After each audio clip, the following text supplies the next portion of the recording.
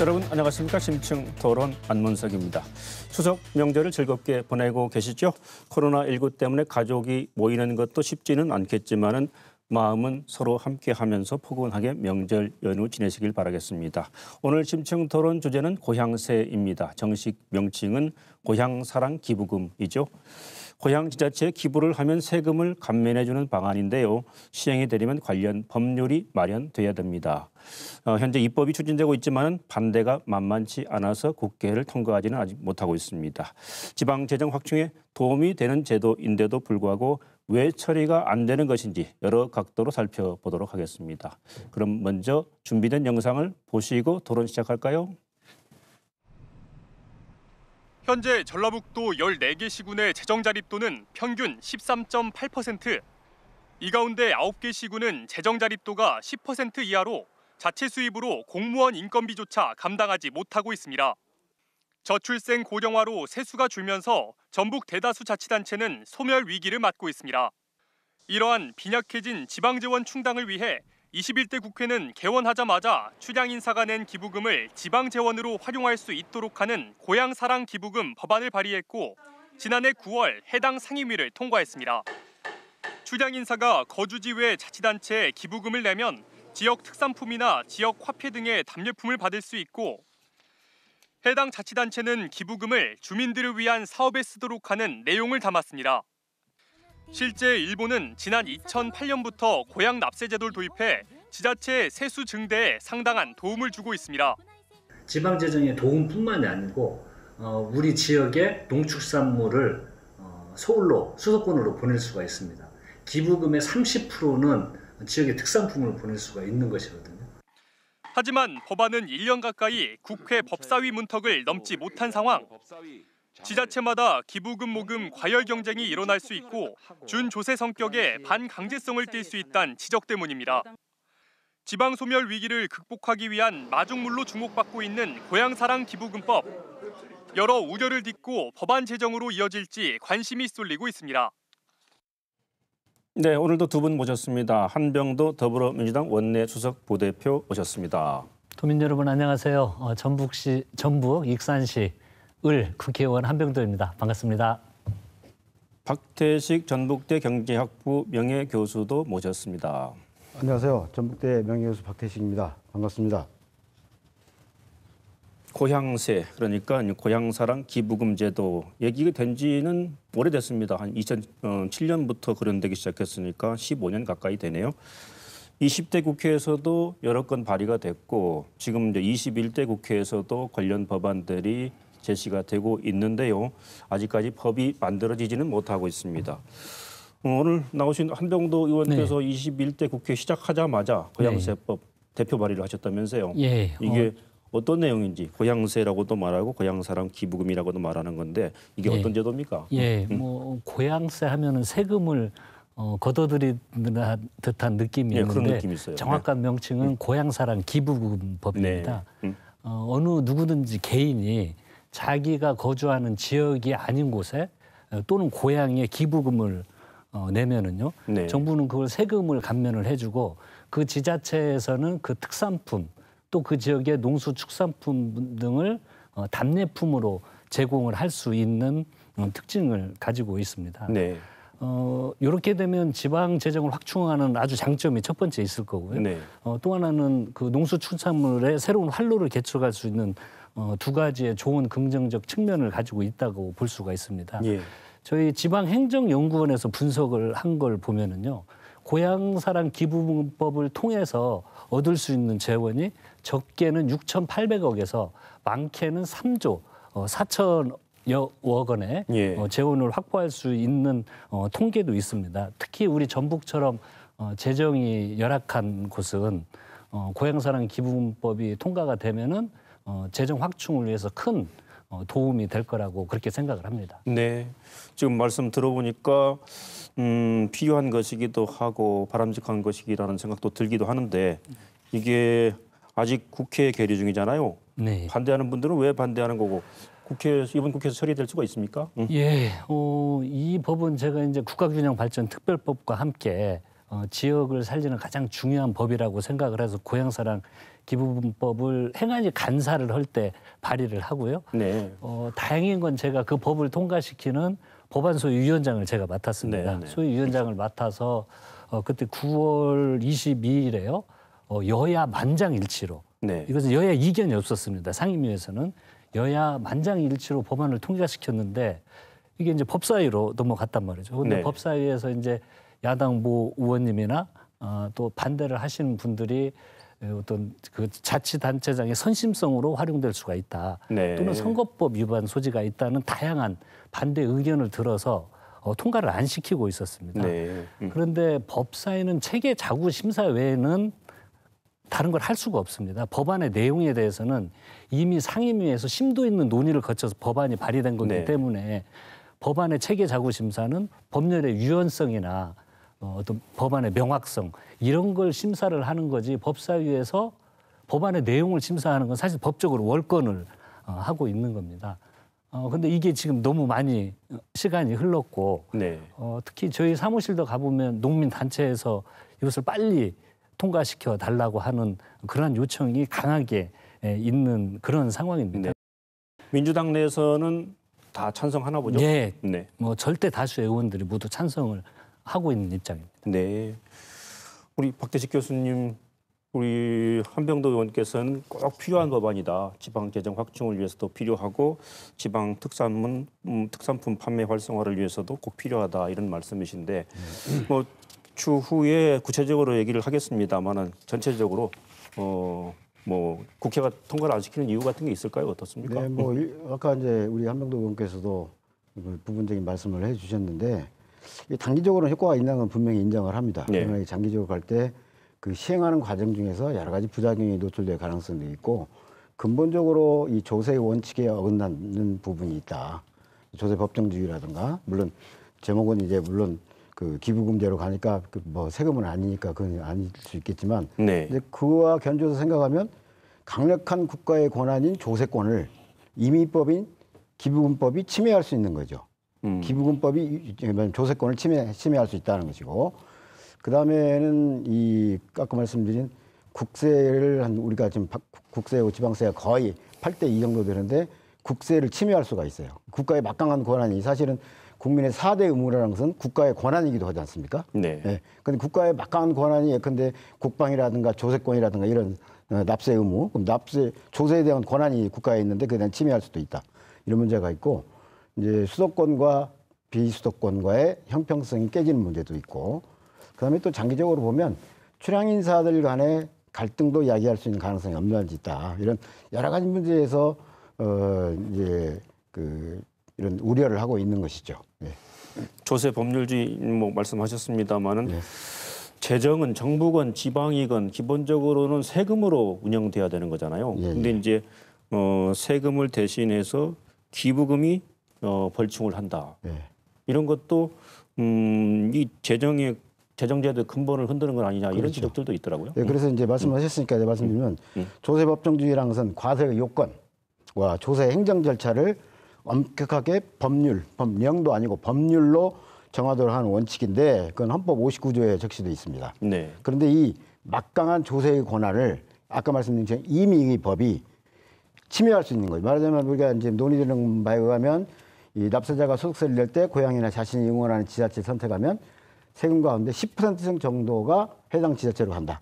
근데 이거는 강제할 수 없는 거잖아요. 그러면 확실한 조세 권한에서 불확실한 기부금제로 바뀔 수도 있다. 그러면 예산 편성에서 굉장히 불확실성이 증대되는 거죠. 이런 말하자면 어려움이 생길 수 있다. 네, 그런 면에서 우려한다. 이렇게 일단 말씀드리겠습니다. 지금 박태식 교수님 우려하는 네. 부분에 대해서 한병도 의원님은 어떤 생각을 갖고 계십니까? 예, 물론 좋은 지적이시고요. 네. 하지만 이제 이 세금은 의무 사항이지만 기부금은 개인의 자율 의지와 판단에 따라서 결정을 하는 거거든요. 그래서 네. 이건 의무 사항이 아니기 때문에 세금과는 성격의 차이가 좀 있을 수 있다. 좀 이렇게 생각을 하고요. 이 어떤 국가 재정을 운영하는 데 있어서도 물론 국가를 운영하는 데 국방이라든지 뭐 복지라든지 주요를 시기에 맞게 어떻게 재정을 운영하는 것은 계속 변화가 됩니다.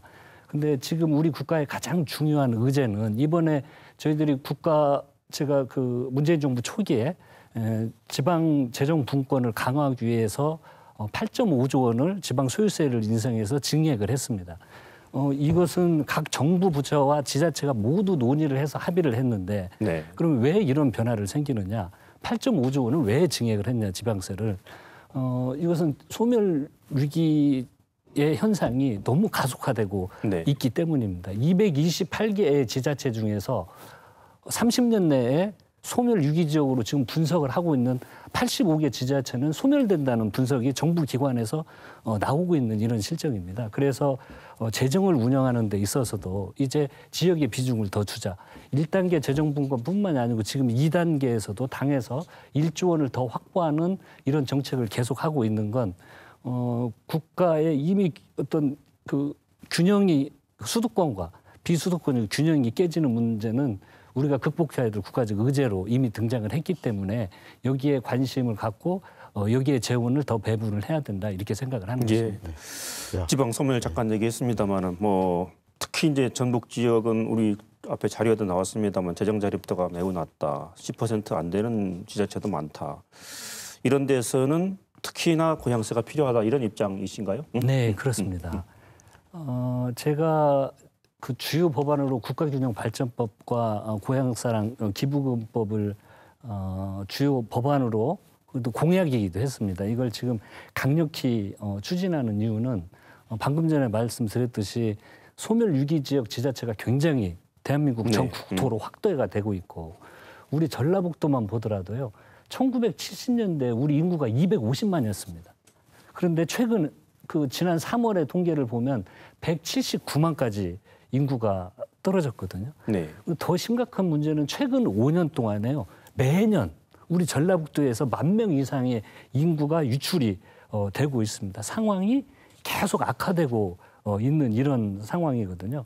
그래서 이번에 이 법을 통과가 되면 모든 것은 해결할 수는 없지만 이 열악한 우리 전라북도 같은 지방재정 확충하는데 조금의 마중물이 분명히 될 수 있을 거라는 확신이 첫 번째가 있고요. 네. 또 하나는 지역경제 활력이 왜 되냐면 그 지역의 농수특산물, 그 지역에서만 나오는 농수축산물을 수도권으로 또는 타 지역으로 판매할 수 있는 활로를 개척할 수가 있어서 그 지역 내에서 어려움에 처해 있는 그 농수축산 우리 업에 종사하시는 분들에게 큰 희망이 될 수도 있는 거거든요. 그래서 지역경제 활성화에도 도움이 분명히 될 수 있다.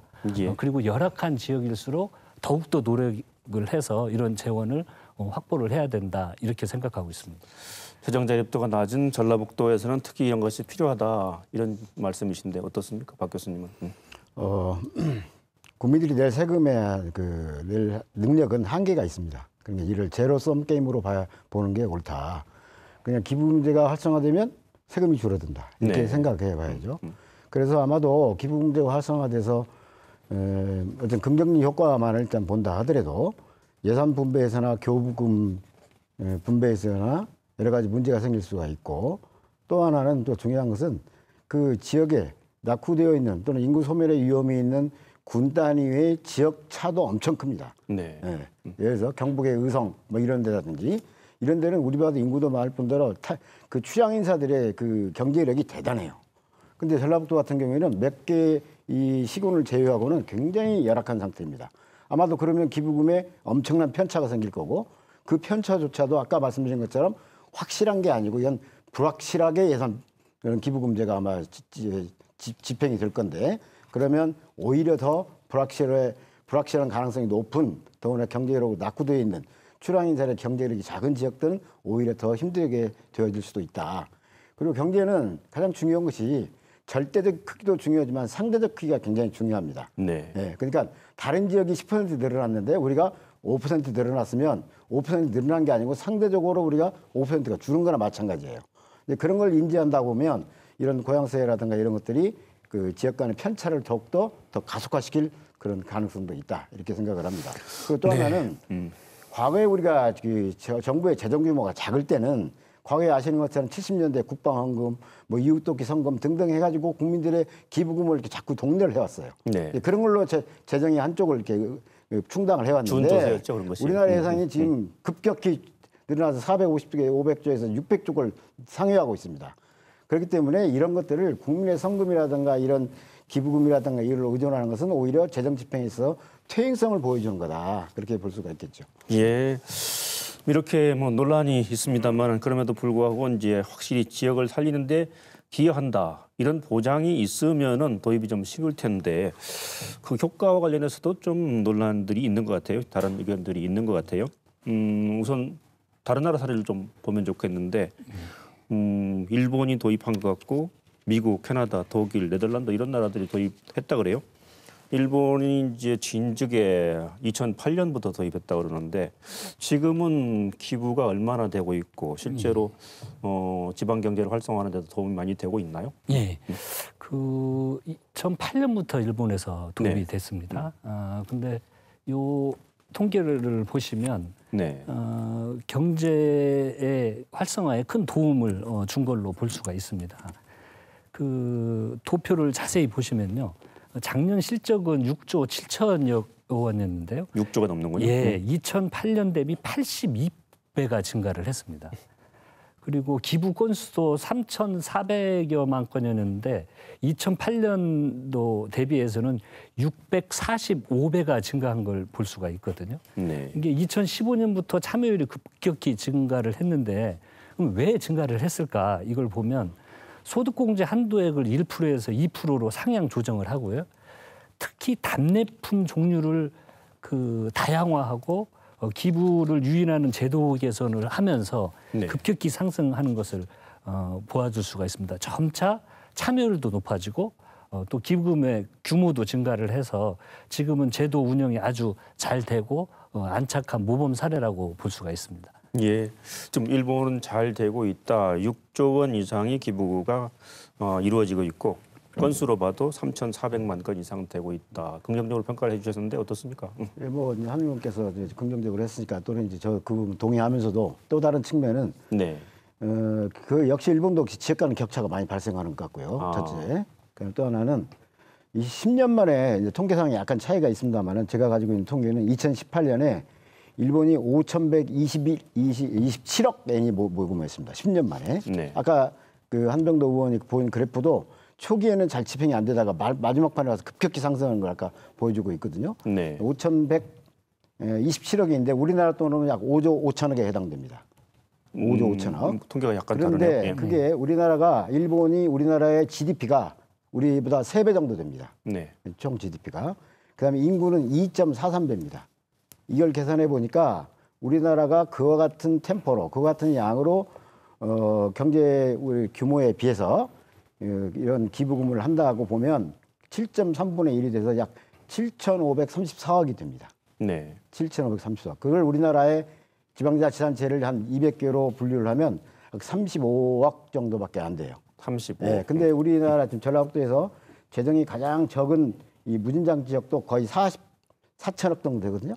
4천억에 대해서 40억이라고 한 100분의 1 정도 되니까 효과가 크다고는 볼 수가 없을 것 같고 또 하나 그 답례품이 있는데 일본의 경우도 그 답례품이 서로 격차가 있어가지고 상당히 좀 사회적으로 좀 문제가 좀 되고 있다고 합니다. 네. 너무 과대하게 답례를 한다든가 아니면 또 이 격차를 주다 보니까 뭐 이렇게 많이 받는 사람과 적게 받는 사람 사이에 위화감이 있다든지 뭐 이런 사회적인 어떤 좀 그런 문제가 좀 있다고 합니다. 그래서 이제 중요한 것은 아까 말씀드린 것처럼 실제로 현재 우리가 이제 경제 규모로 볼 때 각 지역의 기부금으로 할 수 있는 돈이 한 40조 정도밖에 안 되는데 40억밖에 안 되는데 이거는 불확실하다.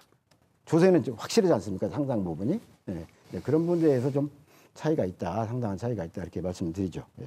예. 오랫동안 논란이 되었었기 때문에 뭐 여러 연구들이 있을 것 같은데 네. 실제로 이런 제도가 시행이 되면 나도 참여해 보겠다. 뭐 이런 사람들이 얼마나 되고 이런 것들이 연구가 돼 있습니까? 어떻습니까? 네, 그래서 그 여론조사 결과가 뭐 한 60%는 찬성하겠다. 그리고 응답자인 45%는 적극적으로 기부할 의사가 있다. 긍정과 이제 참여죠. 그리고 아까 이제 말씀하신 것처럼 한국지방행정연구원에서 이 기부금 규모를 예상했는데 6,844억에서 3조 4,440억까지 예상을 했어요. 그런데 아까 제가 계산한 바에 의하면 좀 너무 과대 계상이 아닌가 싶습니다. 왜냐하면 일본의 경우가 10년 만에 아까 5,127억엔 5조 5천억에 도달했는데 그걸 우리나라의 경제 규모나 인구로 환산하면 약 7,500 정도 안 되거든요. 그러면 3조 4천억은 너무 과대 계상한 거죠. 예. 그런 것은 그리고 또 우리나라 문화가 일본이나 서구에 비해서 기부금이라는 게 그렇게 일반화되어 있지 않지 않습니까? 예, 그렇기 때문에 조금 그 도입의 여러 가지 단계, 그 성숙 단계 이르는 데까지는 시간이 좀 필요하지 않을까 이렇게 생각을 합니다. 예. 박 교수님 말씀의 핵심은 이렇게 들립니다. 네. 지금 법률을 만들어서 시행을 하더라도 예. 각 지자체에 많아야 한 40억 정도 들어가는데 이걸 조세 법률 제도 이런 데 대해서 논란도 많은 상태로 시행을 해서 40억 정도를 마련하는 것이 옳으냐. 예. 이런 말씀이신데 어떻습니까? 예, 우리 뭐 액수가 크고 작으면 있을 수가 있습니다. 네. 그리고 이건 이제 전체 통계에서를 일률적으로 나눈 거기 때문에요. 네. 예를 들어서 통계를 내려면 이제 일본의 예를 저희들이 들었는데 일본도 초기에는 대도시, 동경이나 오사카 이런 데에 집중이 되다가요. 네. 답례풍 제도를 시행을 하면서 지방 중소도시로 급격히 확산되고 이쪽에 그 기부금이 많이 늘어난 현상들을 볼 수가 있기 때문에요. 네. 물론 지자체별로 크고 작음의 차이는 분명히 있을 수가 있습니다. 네. 그리고 재정이 열악한 지역은 이런 제도도 활용을 해서 주민의 복리 증진을 위해서 활용을 하려고 노력을 네. 많이 할 거기 때문에요. 네. 이런 차이를 어느 액수로 지금 딱 규정을 할 수는 없지만 크고 작음은 있을 거다. 하지만 크고 작음이 있더라도 지자체에서는 특히 어려운 지자체에서는 결코 작은 액수가 아니거든요. 네. 그리고 노력한 만큼 또 창의적인 아이디어를 발굴을 해서 노력을 하면은 그것도 올릴 수도 있기 때문에 저는 가능하지 않을까 생각이 들고 기부금 문화도 이런 게 좀 오히려 일반화가 그 덜 돼 있으면 이런 제도를 적극 활용해서 전 국민들이 다양한 기부 문화를 생활 속에서 우리가 표현을 할 수 있도록 오히려 이런 제도는 역으로 도움이 되지 않을까 그런 역발상도 함께 해봅니다. 예. 답례품이 이제 보통 지역의 특산품이 될 텐데 이거를 답례품을 기부자한테 보내고 이렇게 되면은 지역 경제의 활성화에 도움이 될 거다.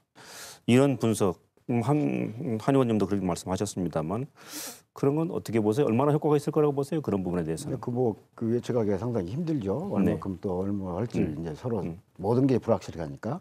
그러면 뭐 단기적으로 그 효과가 분명히 있겠죠. 있을 텐데 아까 말씀드린 장기적으로 가면서 답례품의 규모, 크기, 질 이에 따라서 누구는 뭘 받고 누구는 못 받고 이런 문제들이 이제 서로 갈등을 야기할 수 있고 또 하나는 약간 이제 모두에도 그런 말씀드렸지만 이게 선거철이나 앞두고 그러면 기부금법이라든가 뭐 이런 복잡한 법들이 한 서너 개 위반될 가능성도 있다. 뭐 이런 그런 관측도 있습니다. 정치권에서 얘기가 그렇기도 하고 또 이제 부작용 측면을 말씀드리면 아까 말씀드린 그 출향 인사들 간의 유화감을 조성할 수 있다는 것들이 상당히 설득력 있게 다가옵니다. 왜냐하면 작년에 그 상임위 계례될 때 제가 이제 시골에 산 지가 얼마 안 돼서 그 시골의 출신들이 명절 때 와서 이야기가 앞으로는 향후에도 못 가겠어? 그런 얘기를 하더라고요. 왜냐면 좀 빛나는 뭔가 기부금도 많이 하고 그런 사람들은 향후에가 따뜻한데 좀 못 내고 적게 내고 이런 사람들은 좀 가기 어렵지 않겠느냐는 이야기도 하지만 또 하나는 뭐냐면 우리나라 기업이 대부분 또 재벌 대기업 중심으로 되어 있기 때문에 중소기업의 체질이 굉장히 약합니다. 네. 더구나 경제가 좋지 않을 때는 훨씬 더 약해져요. 그런데 거기다 또 기부금을 내라고 하면 이게 이제 기부금이 준조세적 성격을 가져가지고 안 낼 수도 없고 내전이 힘들고 아주 어려운 상황이 될 수가 있겠다. 그리고 또 하나는 가진 사람들이 우리가 이제 조세에서 누진세를 적용하고 있지 않습니까? 그래서 소득이 높아지면 높아질수록 세금이 높고 세금을 더 많이 내게 되는 그러한 조세제도를 갖고 있는데 예를 들어서 기부금을 해서 몇 %를 뭐 세액공제를 해준다든가 뭐 이렇게 해주면 과표가 낮아져요. 그럼 전체 국세라든가 지방세의 징수 세액이 줄어들 가능성이 있습니다. 예? 그렇기 때문에 그래서 우리가 연말에 공무원들이 무슨 기부를 하면 세액 공제를 해주면 세금이 낮아지잖아요. 10만 원 공제해주면 확 낮아지잖아요. 그런 그 이상의 효과가 있는 거죠. 그렇기 때문에 갈수록 이 복지가 수요가 증대되고 있는 현 상황에서 정부의 세수가 오히려 위협받을 수도 있다. 부분적으로는 이런 부분에서는 우려도 또 있습니다. 예. 그리고 이제 부자들이 이런 말하자면 나름대로 이게 세금을 자기의 재테크로 이용할 수도 있겠다. 세금이 낮아지니까요. 세테크라고 그러죠, 그런 걸. 예. 이런 부분에서 우려가 좀 있습니다. 예. 예. 그 얘기는 좀 뒤에 조금 자세히 해보기로 하고, 뭐 한 의원님 말씀하실 게 있습니까? 예. 이제 물론 이게 이제 법이 처음 시행되기 때문에 여러 우려와 다양한 걱정들이 존재하는 것도 사실입니다. 그래서 이 법을 만드는 과정에서 아까 이러한 우려, 예를 들어서 선거법 위반 문제도 그 중앙선관위로부터 정확히 법적 답변을 받았습니다. 지자체에서 단매품을 적용하는 것은 선거법 위반이 전혀 아니다라는 답변을 왜 사전에 법안을 심사하는 과정에 했냐면 아까 우려하시는 것처럼 그런 문제가 나올 수가 있거든요. 네. 그래서 하고 선거법 이게 위반 논란이라는 것은 답례품을 줄 때 예를 들면 시장 이름으로 뭐 도지사 예, 이름으로 그렇습니다. 주는 것이 선거법 위반 가능성이 있다 그렇습니다. 이런 말씀이죠. 그래서 근데, 법안에는 예. 예를 들어서 뭐 시장 이런 것도 다 빼고요. 네. 예를 들어 전라북도 하면 전라북도, 네. 익산시 외에는 다른 걸 지자체 이름으로 넣는다 이거죠. 밖에 할 수가 없고요. 그리고 또 아까 그런 우려와 지적이 있습니다. 예를 들어서 동창회나 향후에 갔는데 정확한 지적이시거든요. 예, 예. 거기 가면 동창회와 향후의 특징은 지역의 애양심이 아주 강한 사람들의 모임인데 이런 부담이 올 수가 있습니다. 그래서 아예 법적으로 이 공무원들도 이 모집 활동을 할 수가 없고요. 모집 활동은 못한다. 네, 못합니다. 그리고 향후회나 동창회 모임에서 이런 걸 권유하거나 했을 경우에는 이 강요만 했을 때도 1년 이하의 징역, 1년 1천만 원 이하의 벌금을 매길 수 있도록 이렇게 이런 그 위화감을 조성되지 않기 위해서 법적으로 다 준비를 해서 강제 모금이라든지 이렇게 할 수 없도록 했습니다. 모집을 하는데 어떤 개인에 대한 강요, SNS 이런 것도 할 수가 없습니다. 개인 설득도 할 수가 없고 유일하게 할 수 있는 것은 뭐 그 홍보 매체를 통한 공식적인 광고 외에는 할 수 없도록 법을 만드는 과정에서 그런 우려를 해소하기 위해서 많이 설계를 했다는 말씀을 드리고요. 그리고 이 법의 가장 큰 특징은 저는 지자체가 답례품을 제공할 수 있다는 게 저는 핵심이라고 생각이 듭니다. 이 생산되는 농수산물이나 관광 입장권을 제공을 할 수가 있는 거거든요. 네. 그렇기 때문에 그래서 지역경제 활성화에 분명히 도움을 줄 수 있다. 이렇게 생각이 들고 당연히 그 농민들에게는 소득 증가뿐만이 아니고 지역에 대한 이미지 개선 이런 다양한 효과를 누릴 수 있기 때문에 긍정적인 면이 많다 이렇게 생각을 합니다. 네, 부작용 뭐 일부 얘기했습니다만은 얘기 안 한 것도 꽤 있는 것 같습니다. 기여금을 이제 기부금을 내게 되면은 수도권 역차별이 아니냐. 그러니까 수도권에 사는 분들이 지방에다가 기부금을 내면 수도권은 역차별 받는 거 아니냐 이런 지적들도 있고요. 뭐 여러 가지 지적들이 더 나오는 것 같습니다. 이런 문제들에 대해서 철저하게 대안들이 마련돼야 시행이 되더라도 이제 효과가 원만하게 나올 수 있겠다 하는 생각이 듭니다. 그래서 이제 금방 말씀하신 뭐 지금 박태식 교수님 지적하신 대로 잘 사는 지역 그쪽에 기부금이 몰릴 수도 있고, 근데 어려운 지역에 기부금이 더 안 와서 더 어려워질 수 있고, 그러니까 부익부 빈익빈이 될 수도 있다는 거죠. 그래서 기부금 창구를 일원화해서 이제 기부금 전체를 모아서 지자체에 나눠주면 어떻겠느냐 이런 방법도 얘기를 하더라고요. 어디 언론에 보니까. 이런 것들에 대해서는 어떻게 생각하십니까? 예, 그 국세를 지방세로 나누는 건 지금 현재 뭐 지방 교부세라든지 국고보조금에서 지방 그 어떤 재정 격차의 차이를 메우는 제도는 이미 진행이 되고 있고요. 근데 이제 어려운 지자체에만 기부를 한다고 이제 그런 문제 제기가 있는데 자치단체별로 물론 어떤 기부금의 크고 작음은 분명히 존재를 할 수가 있습니다. 네. 근데 문제는 어렵거든요. 네. 너무 어렵거든요. 그렇기 때문에 예를 들어서 그 어떤 복리 증진을 하는데 그 30억, 40억이 굉장히 유효하고 네. 크게 주민들에게 쓰고 활용될 수도 있는 것입니다. 네. 그리고 이것은 지방 재정을 확충하는 이게 보완제적인 역할은 분명히 할 것이다. 이렇게 생각을 하고 결과적으로는 도움이 된다. 이렇게 판단을 합니다. 그리고 이제 어려운 지자체일수록 이러한 제도가 시행이 되면 이런 제도를 활용하려고 하는 노력을 다양하게 할 것입니다. 그리고 어려울수록 더 창의적인 방법은 그곳에서 반드시 나온다고 생각을 하기 때문에요. 그런 긍정적인 측면을 바라봐야 된다라고 생각을 합니다. 박 교수님 아까 지적하신 대로 부익부 빈익빈 생길 수 있잖아요. 네. 그런 거를 방지하기 위해서 창구를 일원화해서 기부금을 모아서 나눠주는 방안. 이것도 가능한 방법입니까? 어떻습니까? 그 나누는 방법이 있는데 그게 맞으면 일종의 똑같은 시스템이 우리가 교부금 제도 아닙니까? 중앙정부가 네. 세금 걷어가고 나눠줄 네. 때 그 메커니즘이 과연 합리적이냐? 그렇지 않거든요. 교부금 자체도. 하물며 기부금 임의성이 더 강한 교부금이 과연 그럴 거냐? 이것도 문제고. 아까 한병도 의원 말씀처럼 그런 여러 가지 뭐 보완 장치가 있어요. 뭐 공무원들 개인을 네네. 못하게 하고 등등. 근데 한국에서 일반 우리가 그 성문법보다 더 강한 법이 있지 않습니까? 무슨 법이죠? 정서법이잖아요. 그 다 이심전심으로 다 이렇게 법에 걸리지 않게 하면 다 공무원들 압력받죠. 출연 인사들 압력받죠. 다 받으면 그렇게 영향을 미치게 돼 있단 말이죠. 더구나 그런 문제도 있고 더구나 하나 이렇게 중요한 것은 이 고양세법 소위 고양 기부제에 대해서 적극적으로 찬성하고 있는 집단이 세 군데를 볼 수 있는 하나는 강원도와 전라북도 국회의원들 일부 국회의원입니다. 그것도 그다음에 또 하나는 일반 연구단체라 이 단체에서 농민 네. 단체밖에 없어요. 물론 아까 지방행정연수원은 막 그 용역을 했기 때문에 그건 참여라고 볼 수 없죠. 분석을 해준 거죠. 또 하나 사회단체에서 거의 동의를 안 해요. 일반 사회단체에서 농민관리단체만 이야기를 해요.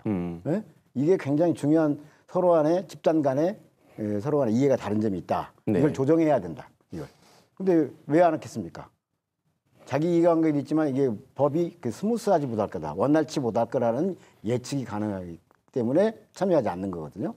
그러니까 혹시 계속 하신다면 그런 문제에서 많은 그 통찰과 사고가 필요할 거다 생각을 합니다. 농민단체 이외에 다른 사회단체들은 많이 반대합니까? 왜 그렇습니까? 반대는 아니고 참여를 안 해요. 그 행안위에서 법안 심사를 할 때 네. 우리 전라북도와 강원도뿐만이 아니고 정말 여야가 만장일치로 통과를 한 건 저희 전북, 강원, 경상, 남도, 충청, 남북도 다 그 참여한 의원들이 고향사랑 기부금에 대해서 만장일치로 찬성한 건 굉장한 의미가 있고요. 그건 국회의원들은 각 지역의 그 실정과 흐름을 가장 잘 파악을 하고 있거든요. 그래서 만장일치로 통과가 됐고, 물론 농수축산업에 종사하시는 분들은 가장 적극적일 수밖에 네. 없습니다. 네. 새로운 활로를 개척할 수 있는 좋은 기회이기 그렇죠. 때문에 예. 아주 적극적이시지만 또 이런 직접적인 이해관계가 없는 단체나 이런 데들은 소극적일 수가 있죠. 네. 근데 큰 틀에서 보면 어떤 균형 발전 차원에서 이건 필요하다라는 의견이 아주 다수이고 그래서 이번 본회의 통과도 아마 이제 곧 저희들이 정기국회에서 표결을 앞두고 있는데 정말 다수의 국회의원들이 분명히 찬성표를 던질 거라고 저는 확신을 하고 있습니다. 예. 이제 좀 디테일하게 들어가 보면 서울에 사시는 출향 인사가 예를 들면 전라북도의 어느 작은 자치단체에 기부를 한다. 예를 들면 100만 원을 기부한다. 그러면 그 100만 원에 대해서 세액 공제를 해주고 그거의 30%에 해당하는 답례품을 기부한 사람한테 보내준다. 이런 내용입니까? 네, 그렇습니다. 예, 예를 들어서 10만 원을 내시면요, 3만 원, 30%, 네. 3만 원의 그 특산품을 받으실 수가 있고요. 네. 근데 이 답례품에 대한 제한을 뒀습니다. 네. 한 100만 원 이하, 100만 원 이상은 답례품을 줄 수가 없습니다. 아무리 100만 원 고액을 이상은 내더라도 안 줍니까? 답례품을 받을 수가 있어서 100만 원 이하로 제한을 했습니다. 그래서 네. 30%까지 100만 원, 고액을 내더라도 100만 원 이하까지만 답례품을 받을 네. 수가 있습니다. 그러니까 세액 공제라는 건 또 구체적으로 어떻게 해주는 겁니까? 이게 이제 10%는 전액을 하고요. 10만 원을 내면 전액을 하고 1천만 원 이하일 경우는 16.5%. 네. 또 그 이상이면은 33%의 세제 혜택을 제공하도록 설계가 돼 있습니다. 예. 예. 좀 전에 박 교수님 잠깐 말씀하셨습니다만 이렇게 이제 세액 공제를 해주는 부분 요거에 대해서 좀 재산이 많은 분들은 많은 기부를 하고 세금 공제를 받고 그러면 세테크의 수단으로서 쓸 수 있다. 네. 이런 말씀이시죠? 어떻게 뭐 그 구체적인 내용이 어떻게 되는 겁니까? 그러니까 세액 공제를 하면 세금을 네. 자기가 기부금은 뭐 명목 있게 내고 네. 사실은 세금을 감면받게 되죠. 네. 또 이제 일부는 그 과표 자체가 다 낮아져요. 그렇게 되겠죠? 과표. 왜냐면 과세 대상의 액이 낮아진단 말이죠. 소득 공제를 해주면 그렇죠. 예. 그러니까 그 소득 공제도 있으니까 그러니까, 그런 면이 세액 공제와 소득 공제가 같이 가기 때문에 네. 세금을 자체를 감면받아서 이쪽에 A에서 감면받아서 B로 쓰기도 하고 또 하나는 그 세액 자체가 줄어들어서 그 세율 자체가 낮아져 버리죠. 네. 그러면 이제 거기서 상당한 이익을 더 누릴 수가 있겠죠. 세금을 적게 내니까 네. 이런 문제가 또 있다는 것이죠. 그리고 이게 이제 어쨌든 국민이라는 게 이게 뭐 준조세적 성격을 갖기 때문에 뭐 조세 법정주의에 위배되지 않는다고 해도 결국에는 조세와 똑같은 성격을 갖게 되는 게 준조세 아닙니까? 네. 그러면 우리가 과거에 그 왕조 시대 아니고 근대 민주주의 국가 시대에서 세금이라는 게 뭐냐면 그 국가와 국민 사이에 서로 계약한 거 아니에요. 여러분이 내 생명과 재산을 보호해주고 그에 대해서 세금을 내는 거 아니겠습니까? 그러니까 그게 일치해야 원칙이에요. 자기가 지역의 혜택을 받는 지역에서 세금을 내는 게 원칙인데 이거는 혜택은 서울서 받고 지역에 그 세금을 내고 이거는 원래 그 조세의 가장 근간을 이루는 개념에도 잘 맞지 않는다. 네. 예, 그런 면에서 지적을 좀 할 수 있겠습니다. 예. 저런 지적에 대해서는 어떤 답을 하시겠습니까? 실제로 혜택을 받는 건 예를 들면 서울의 종로에 사는 분 같으면 서울 종로구청으로부터 혜택을 받고 기부는 예를 들면 전주시에다가 한다. 그러면 선주시 재정에다가 기여하고 그러면 일치하지 않는 거 아니냐 이런 부분도 문제가 될 수 있을 것 같은데. 세액 공제는 그런 이제 어떤 그 세금 측면보다도 저는 좀 기부를 촉진하는 좀 인센티브로 봐줘야 된다. 네네. 이렇게 생각을 하고 그 아까 교수님께서 말씀을 하셨듯이 이제 아직 우리가 기부 문화나 이런 것들이 이거 고향사랑 기부금 외에도 다양한 기부를 할 수 있는 이런 제도가 많이 있습니다. 그런데 참여 정도나 이런 게 지금 현재 아주 활성화돼 있냐고 생각을 했을 때는 네. 어떤 평가에 따라서 달리 평가를 할 수 있겠지만 좀 이건 세액공제는 기부를 촉진할 수 있는 하나의 그냥 인센티브로 네. 보면은 나머지 문제들은 좀 해결되고 이해되지 않을까 이렇게 생각을 합니다.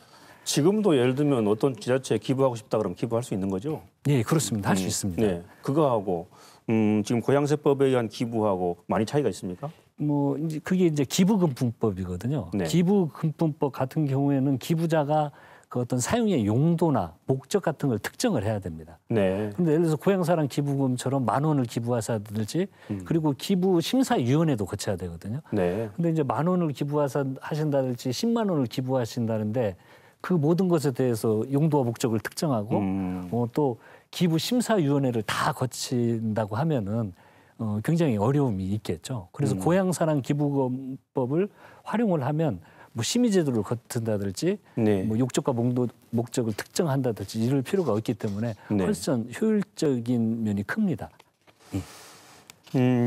다른 나라 일본 잠깐 얘기했습니다만 미국이나 캐나다, 네덜란드, 독일 이런 나라들도 있다 그러는데 이 기부금 이 고향세법 같은 비슷한 게 있다 그러는데 그런 나라들은 어떻게 운영합니까?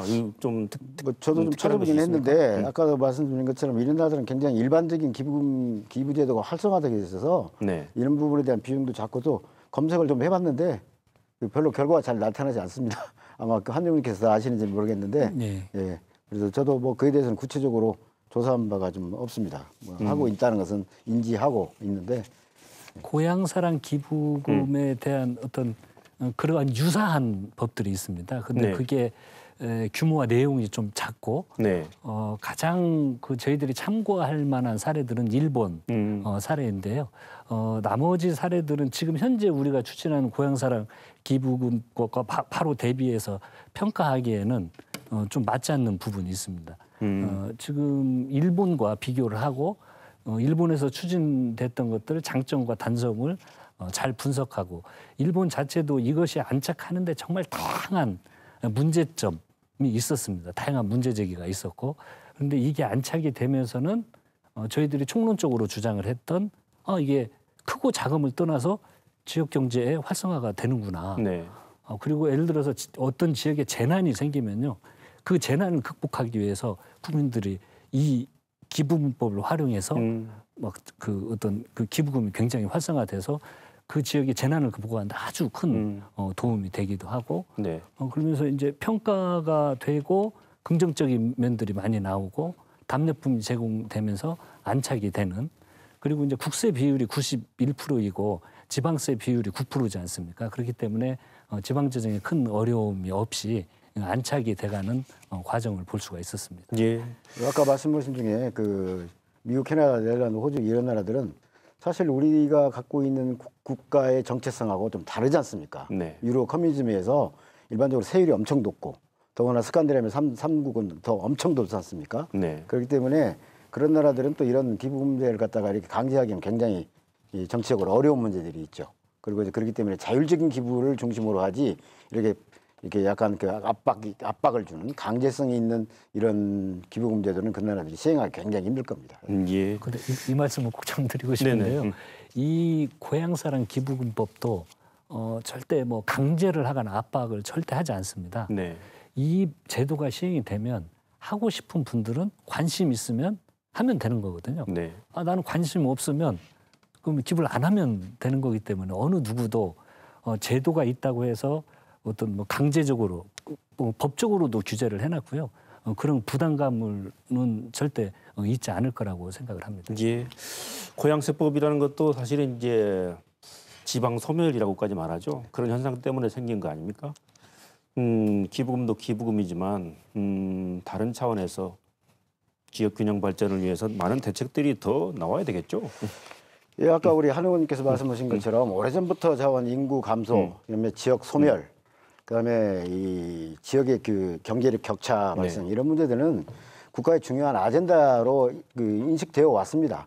다만 그것이 인식의 문제와 그다음에 법적인 행정적인 정책인 절차가 집행되지 않은 것이죠. 네. 그리고 오히려 너무나 우리가 이제 그 정치적인 데 너무 집중하다 보니까 표 많은데 인구 집중 지역에 대해 투자를 많이 해왔고 네. 인구 소멸 지역은 오히려 더 소외당하고 그런 측면들이 있었죠. 그렇기 때문에 국가의 아젠다라고 하면 이렇게 아주 소프트 터치해서 기부금제도 물론 의미가 있을 수 있어요. 그러나 중요한 것은 예산 정책, 국가의 정책이 따라야 됩니다. 네. 그래야지 힘을 갖고 집행할 수 있지. 그리고 또 하나는 이 지역 단위의 이 국가의 정책이라는 건 산업 정책이고 뭐 이런 정책도 작은 단위의 정책은 이제 효과가 많이 떨어집니다. 더구나 융복합 시대인 더욱더 그러라고 생각되는데 그렇기 때문에 국가 전체의 뭐 중앙 집권적인 정치를 강화하는 뜻이 아니고 산업 간의 지역 간의 이 전반적인 융복합 시스템으로 가려면 결국에는 중앙정부의 강력한 재정력 아니면 힘들다.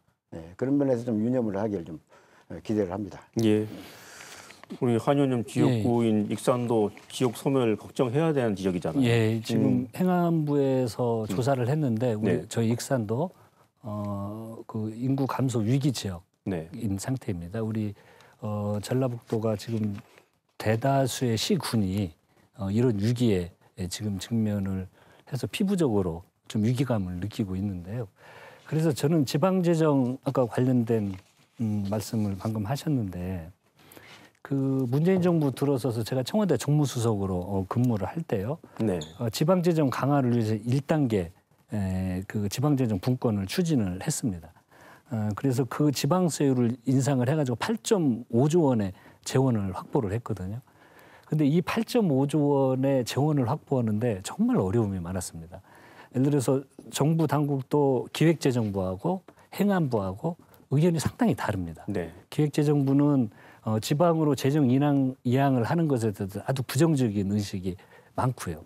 행정안전부는 지방 이전에 대한 찬성 입장인데 네. 이걸 조율하는 과정에 정말 어려움이 많았습니다. 그래서 1단계로 8.5조 원을 했는데 그리고 최근에는 당에서 2단계 재정 분권을 추진을 하면서 1조 원을 또 확보를 했습니다. 그리고 저희 문재인 정부는 7대 3을 목표로 중앙정부 7, 지방재정 3을 네. 목표로 지금 추진을 하고 있는데 저는 이렇게 7대 3의 목표가 빨리 이루어졌으면 하는 바람이 있습니다. 이건 우리 단순히 익산만의 네. 문제는 결코 아니고요. 인구 감소 위기 지역을 살리기 위해서 재정적, 행정적 지원은 계속돼야 된다. 네. 이렇게 생각을 합니다. 시간이 다 됐어요. 뭐 마지막으로 못하신 말씀, 강조하고 싶은 얘기 있으면 간단히 해주시죠. 지방재정의 규모를 늘리는 것도 물론 중요합니다. 절대적으로 더구나 타 지역과 비교해 봤을 때 상대적으로 높은 그 규모 그 재정액의 증가율이 필요하다고 생각합니다. 그러나 또 한편에서는 더 중요한 것은 현재의 재정 집행에 있어서의 효율성을 증대시키는 것이 더욱더 중요하다. 시골에서 보면 너무나 어처구니 없는 뭐 예전에 내가 왜 세금을 내지 하는 생각이 들 정도로 재정 집행이 허술한 데가 너무 많습니다. 그래서 그런 문제에도 좀 더 관심을 갖길 바라고. 네. 더 중요한 것은 선의의 정책이 선의의 결과를 낳지는 않습니다. 반드시. 아무리 좋은 의도를 가지고 정책을 하더라도 좋은 결과를 나타내기 위해서는 여러 가지 경우 수에 대한 대비를 가지고 그다음에 치밀한 어떤 검토를 통해서 그 좀 더 나은 법을 만드는 것이 필요하다 저는 생각합니다. 한 의원님도 마무리 말해 주시죠. 오늘 뭐 이 토론 과정에 우리 교수님께서 여러 어떤 좋은 우려 또 좋은 지적들은 앞으로 법을 운영해 나면서 꼭 잘 참고를 하도록 하겠습니다.